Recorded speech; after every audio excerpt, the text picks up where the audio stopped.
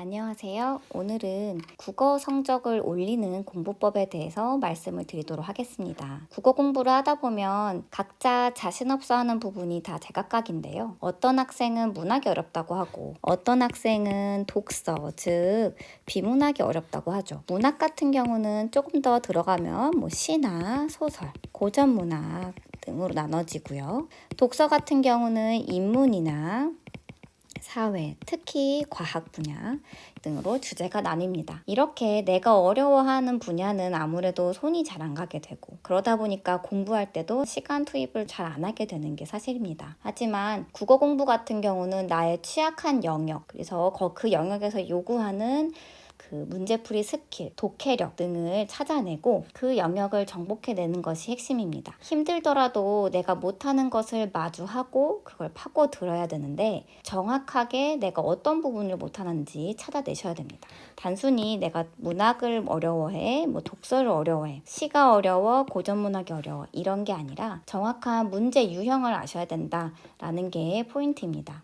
그래서 그동안 내가 풀었던 문제집이나 수능기출 시험지들을 다 꺼내서 주로 어디서 많이 틀리는지를 확인해 보세요. 단순히 시, 소설 이렇게 볼 게 아니라 자세히 문제 하나하나 보다 보면 내가 취약한 특정한 문제 유형이 있을 것입니다. 독서, 즉 비문학 그쪽을 좀 예로 들어볼게요.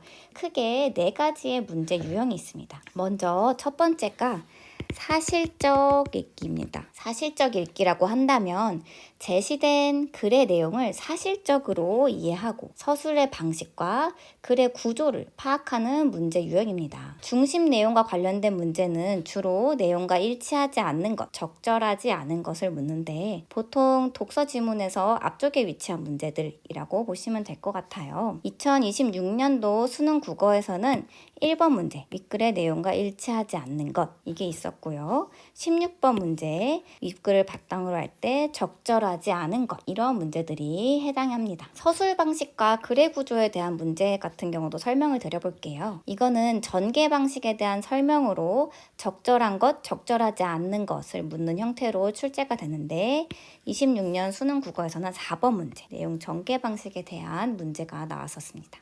그래서 첫 번째로는 이제 사실적 읽기, 즉 글에 나타난 사실을 파악했다면 이를 바탕으로 겉으로 드러나지 않은 글쓴이의 견해나 주장, 의도 등을 논리적으로 추론하며 이해할 수 있는지를 묻는 문제가 나옵니다. 그게 바로 두 번째 유형인 추론적 읽기예요. 26학년도 수능국어 11번 문제 같은 경우는 열팽창 지문을 통해서 추론할 수 있는 내용으로 적절하지 않은 것을 찾는 문제가 출제가 됐습니다. 그 다음으로는 비판적 읽기 유형이 있어요. 이 유형 같은 경우는 글의 내용이나 구성, 자료, 글쓴이의 관점 등이 적절한지 따져가면서 읽을 수 있는 능력이 있는지를 확인하는 문제 유형이라고 보시면 됩니다. 대표적으로 관점의 비교와 평가, 그리고 반응의 적절성을 판단하는 문제가 있습니다. 26학년도 수능국어 17번 문제에 보기에 대한 독자의 반응이 적절한지에 대한 문제가 출제되었었습니다. 마지막으로는 4번째 유형인데요. 적용하며 읽기입니다.